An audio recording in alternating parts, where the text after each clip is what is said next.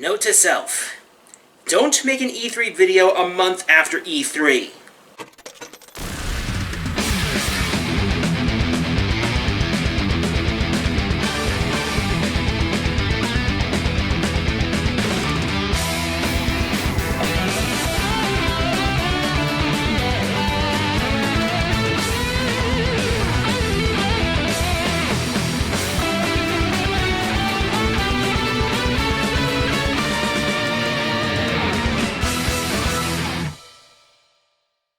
With every new reveal for Mega Man 11, I'm getting more and more excited.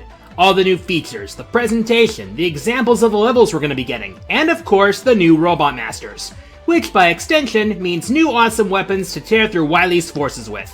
If you're not going to just rely on the freshly restored Charge Shot, that is. Real talk though, the weapons you can grab from the Robot Masters is easily one of the best things about both the Classic and X series. But I'm focusing on the Classic series since, well, we're getting a new Classic game in the first place. Some weapons are useful for reaching enemies your Buster can't, some have secondary uses, and others are just fun to use. Whatever the reason, these are the 10 that I enjoy using the most. I'm restricting this to 1 per game since otherwise 1 or 2 games would just dominate the list.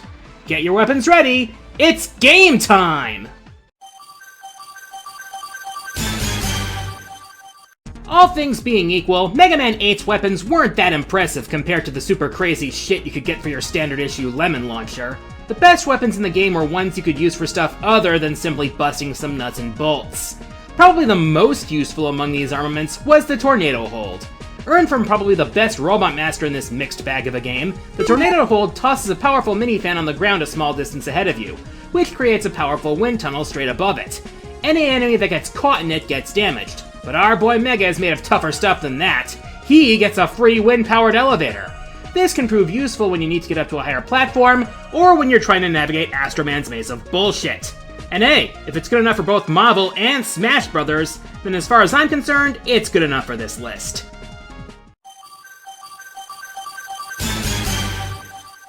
I could be wrong on this, but it feels like the most important part of making a Robot Master weapon in a game with a chargeable Mega Buster is giving it a usability advantage over a Charge Shot.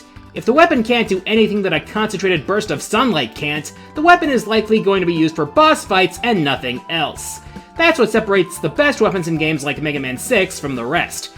Case in point, when there's an enemy that's just too high for a jumping shot, the Silver Tomahawk becomes a viable option. This weapon has decent power on its own, but that's not the reason it's on here. It's on here because it's a curve shot. Once you fire it, the weapon curves upward and straight into any enemy who thinks they're safe just because they're positioned a little higher than everyone else. Not only does it make quick work of the jump-happy Yamato Man, but it also helps with the boss of Mr. X Stage 2, and it turns Wily's machine into a total joke. And hey, think of it this way. It's better in your hands than in the hands of a hopping stereotype. Seriously, Tomahawk doesn't even walk. What's up with that? While the Mega Man franchise is dominated by projectiles, most of the games have at least some degree of variance in the weapon selection. Stuff like your shields, your explosives, your screen nukes, and the outliers that don't fall into any other category. The game that had probably the least amount of weapon variety was Mega Man 3. All of the weapons were the kind of rooty-tooty jump-and-shooties, with the exception of the topspin. And the topspin requires a certain degree of subtlety to use effectively. I'd just rather use the magnet missile and take away the guesswork. This little piece of ordnance was the first example of a homing weapon in the series. And when you consider the effectiveness of a good homing weapon, it kinda makes it clear why I picked this one to represent the Trace. You fire a rocket-powered magnet straight from your Buster, and the moment there's an enemy above or below it that it can damage, it turns the corner and goes straight for the sucker.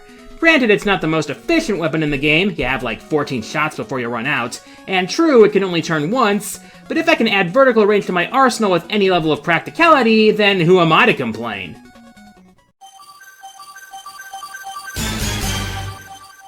Shield weapons have been very feast or famine in the series. They tend to be either really effective or situational at best. Let's face it, for every Jewel satellite, there's a plant barrier, skull barrier, or star crash. Aw, damn it. What separates the good shields from the bad ones comes down to stuff like durability and utility. Which makes it kinda funny that the shield that takes this spot is absolute trash. Mega Man 7's Junk Shield makes a legit case for being one of the best shields in the series, both from a visual and a gameplay standpoint. When activated, a whole heap of actual trash begins to circle you to protect you from attacks. And for being made of the kind of stuff you just throw away, these junk spheres are surprisingly durable. Unlike shields like the plant barrier or the star crash, these things can actually take several hits before they crumble. You can actually visually see how much punishment the shield has taken, which is a really nice touch if you ask me. But that's not all.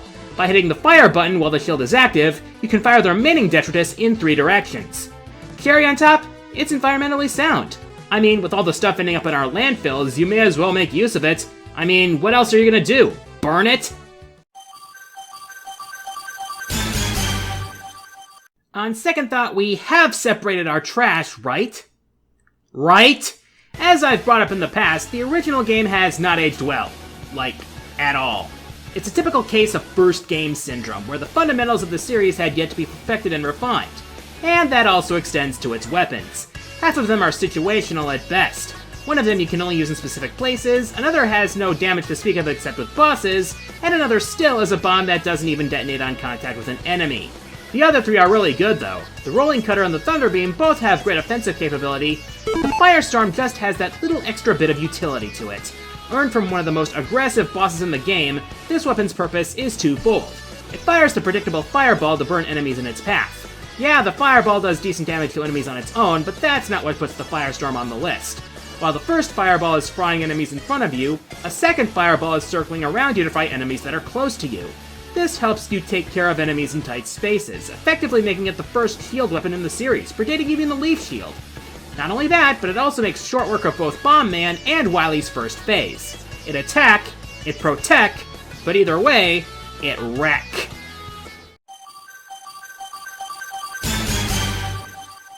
You know, some of the best things in gaming have come from glitches. A bug in Street Fighter II led to the advent of combos, which changed the fighting game genre forever. Slowdown due to an excessive amount of on-screen sprites and Space Invaders was one of the first examples of a difficulty curve. And as it turns out, a glitch in Mega Man 4 made the best weapon in the game even better. So yeah, the Pharaoh Shot is pretty badass. For one thing, you can fire it in multiple directions, but yeah, the dive missile is a homing weapon. But you can't charge the dive missile! Heck, the power of a charged Pharaoh Shot is comparable to a charged Buster Shot. But here's the thing. Thanks to the nature of the charge, along with the glitch in Mega Man 4's programming, the Pharaoh Shot is the most efficient special weapon in the game. As you charge, the sphere of energy forms above your head. If it hits an enemy that it can one-shot, you won't lose the charge. And even if the shot gets broken, you can charge a new one by pausing and unpausing as long as you don't let go of the fire button. Or alternatively, if you release the button after the shot gets deflected, you get another fully charged shot at no extra charge, even though it doesn't appear to be there anymore. It's free energy. And of course, this manner of sorcery could only come from... Warning! Approaching occupied joke territory. Okay, geez, you don't have to be so loud about it.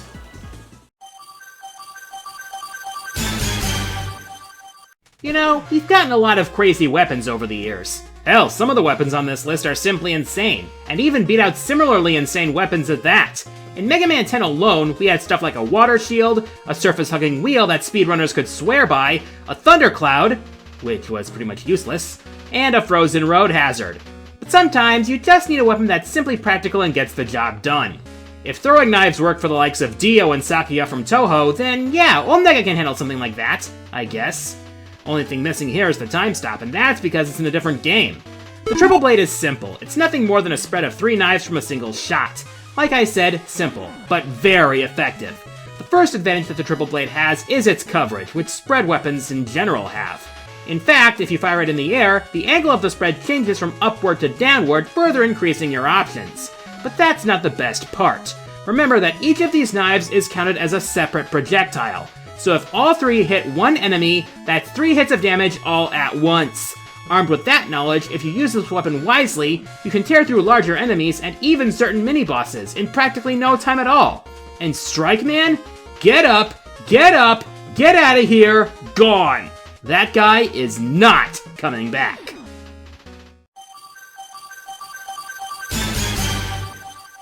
So far I've talked about weapons from the main line, 1 through 10. Well, that only makes sense, right? I mean, what else is there? Yeah, remember this little gem of a game? If you have a 3DS and haven't played Mega Man 5 on Game Boy yet, I highly recommend it. You get to go into space, fight planet-powered robots, shoot a rocket punch, and treat yourself to some pretty awesome weapons. Well, for the most part anyway. Some of them are situational at best, but others are badass, like the Electric Shock, the Spark Chaser, and my pick for number 3, Mercury's Grab Buster. At first glance, it doesn't look all that special. Its speed and trajectory don't lend itself towards a weapon that one would take seriously. But then you hit an enemy with it and are rewarded with a small life energy. In essence, this weapon gives you the power to become a space robot vampire. Badass words aside though, the usefulness of this weapon is what gets it this high. With this weapon, you have no need for an E-tank as long as you have weapon energy. You could be on your last legs with what a pixel of health to your name, but with the Grab Buster, not only could you get through a hallway of enemies, but you could reach the boss with more than enough health to take him down. Bastard, how many robots did you drain to heal your wounds? How many oil changes have you had in your life?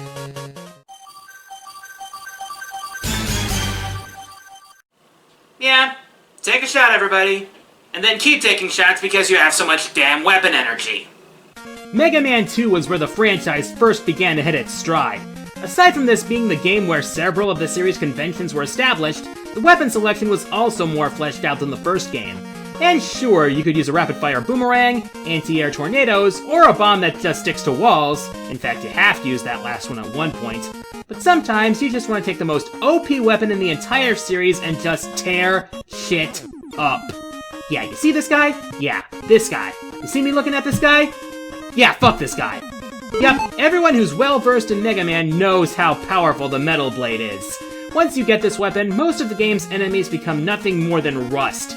It's just a ceramic titanium saw blade, but the power this thing is packing turns the game into a total romp. A single blade has the potential to tear through multiple enemies at once, meaning smaller enemies that were once an annoyance fall apart in an instant. And not only is this weapon crazy powerful, but its coverage is staggering, since you can throw it in any direction on the D-pad. Plus, you can throw 4 of them per weapon energy unit, meaning if you take advantage of the weapon select glitch, you can have an infinite supply of destruction at your fingertips. Hell, half of the Robot Master lineup gets straight up bodied by this thing. In fact, and this is the funniest part, one of those Robot Masters is Metal Man himself. I mean, he goes down in 2 hits. On hard. The Metal Blade's power and efficiency border on downright broken, making it one of, if not the, most iconic Robot Master weapon in the entire franchise. It's no wonder that it's a part of Mega's moveset in Smash. Heavily nerfed, of course. I mean, if it were 100% faithful, the Smash community would be complaining about him instead of Bayo. Well, it's about time I tell you why I restricted this list to 1 weapon per game. Every game in this series has their good weapons, but ounce for ounce, the best overall selection of weapons comes from Mega Man 9, and it's not even close. There's not a single useless weapon in the entire game. All of them have some degree of usefulness. I mean, you have a shield weapon that lets you walk through most smaller enemies as if they were ghosts, a screen-clearing weapon that lets you jump higher as a bonus, a homing item delivery service that also served as the source of a running joke through my playthrough of the game, and a crap ton of other stuff. But there's only one weapon worthy of being the best in the game and the series. Something that's equal parts ridiculous and amazing. Ladies and gentlemen thieves, I present to you the Black Hole Bomb. This baby is the reason I always go after Galaxy Man first. Well, that and he's pretty easy to beat, but still. The power of this weapon is so awesome that it needed 3 words to contain it. You fire a slow-moving projectile, you hit the detonator, and then a gravitational singularity opens up to suck up anything that can fit within the event horizon. The awesome part is just how much is subject to the gravitational force. Shields? Don't matter, they're getting sucked up. Projectiles? They won't reach past it, they're getting sucked up. Complaints from angry fanboys about Waluigi and Ashley being assist trophies? Well, they don't get sucked up. I mean, we have to have some modicum of logic somewhere in this countdown. And it has just the right amount of weapon energy to boot. Not so little that it becomes useless, but not so much that it becomes busted. If you want to clear out a room of bad guys and send them to the alternate dimension where they get completely owned by nearly every generation of Mega Man, this is the weapon to do it. There's no way this should logically work, but that's what makes it so goddamn cool. I'm the Quarter Guy, and a shout out to the weapons we have so far for Mega Man 11. I mean, we have a weapon that creates blocks that drop from the sky, a chain explosion sticky bomb, a wall-crawling electric shock, and a fire meteor. And that's just half the weapon selection. October can't come soon enough.